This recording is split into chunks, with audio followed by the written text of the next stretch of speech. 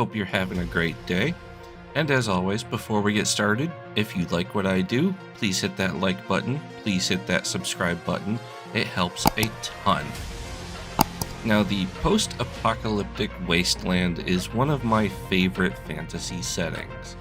It's always interesting to speculate on what happens to humanity after the bombs drop, or after, a plague wipes out humanity, or zombies, stuff like that.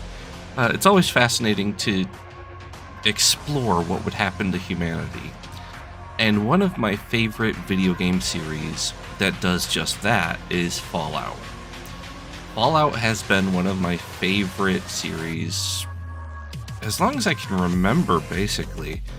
Unfortunately, I missed out on the original Fallout and Fallout 2 because I didn't have a PC at the time. So my first foray into the series was with Fallout 3. And I thought Fallout 3 was an amazing game. In fact, Fallout 3 is responsible for one of my top 5 favorite gamer moments. Was that moment right when you just leave the vault and the blinding light sears your eyes because it's the first time you've seen actual sunlight in your life. And it slowly fades out to the wasteland. And because of the circumstances of the story up to that point, that is the most truly alone I think I have ever felt in a video game. So from that moment on, I was absolutely hooked on Fallout. And as the series progressed, we had some ups, we had some downs. New Vegas was absolutely amazing. And the game I want to talk about more today, Fallout 4, was a mixed bag. And it was unfortunate that it was a mixed bag because, as with all truly great disappointments, you could see what could have been in Fallout 4. Fallout 4 was the second game on Bethesda's creation engine, the first, of course, being the almighty Skyrim, and it took the series in some strange directions. Directions people weren't expecting, and directions people didn't necessarily want. Now, to start off, let's talk about the engine a little bit more.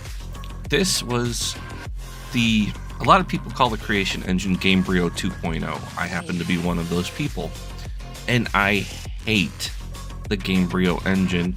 Rather, I hate the Gamebryo engine in the way Bethesda has implemented it.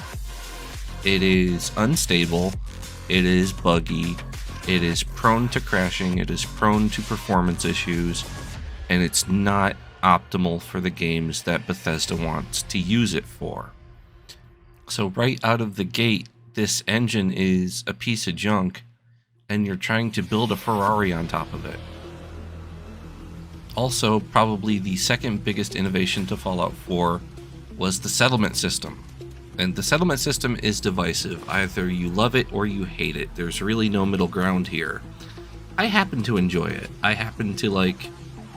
It brought a sim kind of element to Fallout 4, which isn't necessarily a bad thing because it does fit in with the theme. It fits in with the whole post-apocalyptic rebuilding civilization kind of theme, and I was fine with it, and the way they did it was rather fun. I don't know, maybe I'm just a mark for these kind of games. I like survival kind of base building kind of games, so maybe it's just in my wheelhouse and that's that. But honestly, where Fallout 4 really started to go wrong was the story and the lore, and how Bethesda basically broke its own canon to have this game, or rather to have this game in the setting that they chose. This game takes place in Massachusetts, or as it's referred to in the game, the Commonwealth. For those that don't know, Massachusetts, the full name of Massachusetts is the Commonwealth of Massachusetts. I don't know why they decided to call it this, who knows. But in the game, it's just referred to as the Commonwealth. Because, I don't know, maybe Massachusetts is trademarked, who knows. They had no problem calling, the capital wasteland Washington, D.C., but the word Massachusetts is never uttered in Fallout 4. So to keep things on the East Coast, Bethesda had to do more lore breaking. And what do I mean by lore breaking? For instance, the super mutants. Super mutants were created on the West Coast, and unless they started walking, they don't exist on the East Coast, or at least shouldn't exist on the East Coast, unless you come up with a really, really good reason. Bethesda has not. They basically just said that they're there, deal with it.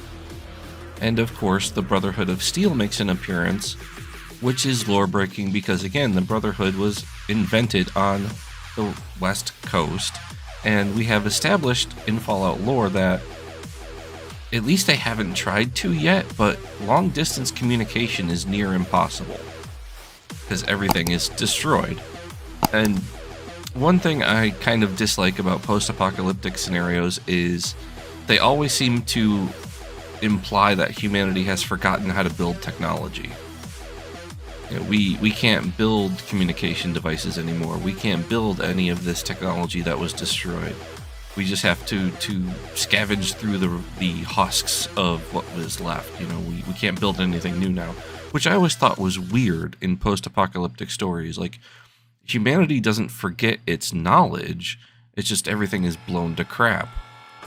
But anyway, the Brotherhood exists, and they arrive on a big airship, which is kind of lore-breaking in and of itself, but So they had to bend a lot of things, and they had to break some things to get all of these familiar characters that we know in the series.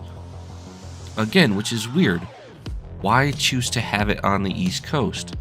There are plenty of other locations on the West Coast that made perfect sense for the lore and for the canon, and you wouldn't have had these issues. But let's get into the meat of the story, which is where this game really kind of falls apart. And spoiler warning for those who haven't played Fallout 4, I'm going to spoil the story. Okay, everybody gone? Good. You start out in the before times, in the times when the bombs haven't dropped yet. In fact, it's the actual day that the bombs drop. So, you get spirited away to Vault 111, and it's again, all the vaults have this weird quirk with them. Vault Tech wants to experiment on humanity, so every vault has something strange to it, and this particular vault is a cryo facility. You and your significant other are put into cryostasis, and for some reason, you wake up about halfway through. It's not explained how or why, it's just you have to be awake to see this plot point. And that plot point is your son, Sean, being kidnapped, and your significant other getting capped in the head. So this sets the game in motion. You are looking for your son, and you're looking to avenge your spouse's death. Not horrible as a story starter, but fairly middle of the road. In Fallout 3, you're looking for your dad. In Fallout 4, you're looking for your son. New Vegas was the only interesting one. New Vegas was you were just wanting to hunt down the asshole that shot you in the head. So it's the typical missing family member trope. So something malfunctions in the cryo facility and you are released. So you go on your happy little jaunt through the wasteland, through all of its little twists and turns. And the thing is, the story is boring. I hate to admit it, but it's boring. You don't know Sean because Sean's a baby. I think you interact with Sean once before the bombs fall, and you just don't give a crap. You have absolutely no motivation to care. And it's unfortunate because, again, you can see the potential here. There was a lot to explore, and they just completely dropped the ball on it. There's no real memorable characters that stand out as your favorite. Even the radio station took a dive.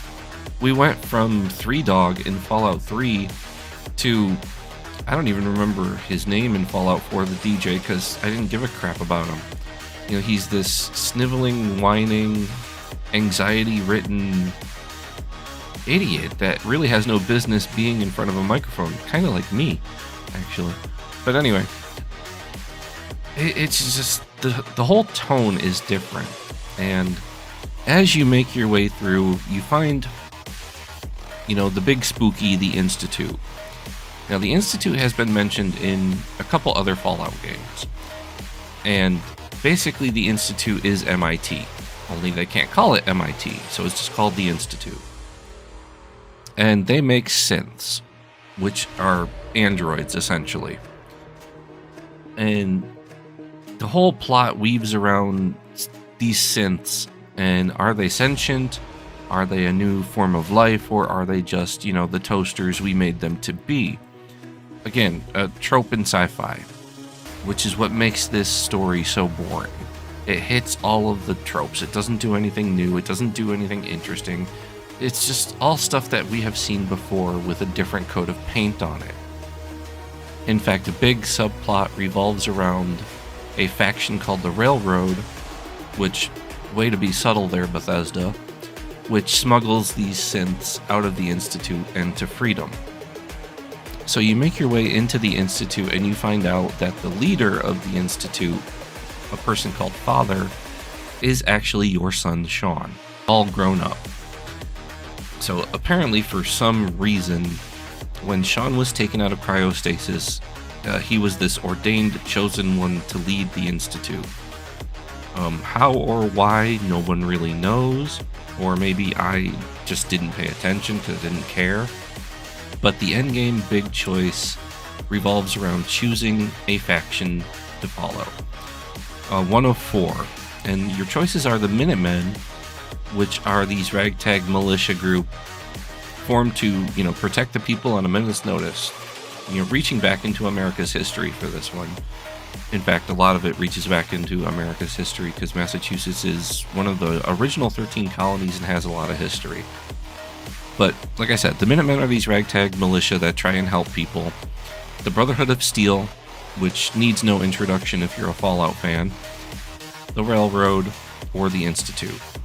The problem here is all four of these factions, as represented in Fallout 4, suck. They're all horrible choices. They're all dumb choices. They're all mundane choices. The only quote-unquote good guy faction are the Minutemen, and they're just blah. In fact, if I had to sum up this game in one word, it would be blah. And it sucks because I love Fallout. I even bought the Pip-Boy Special Edition of Fallout 4. I geeked out about it so much, and I was so excited.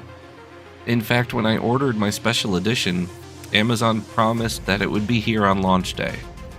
So launch day rolled around, and it wasn't going to be delivered until the next day, which made me see red.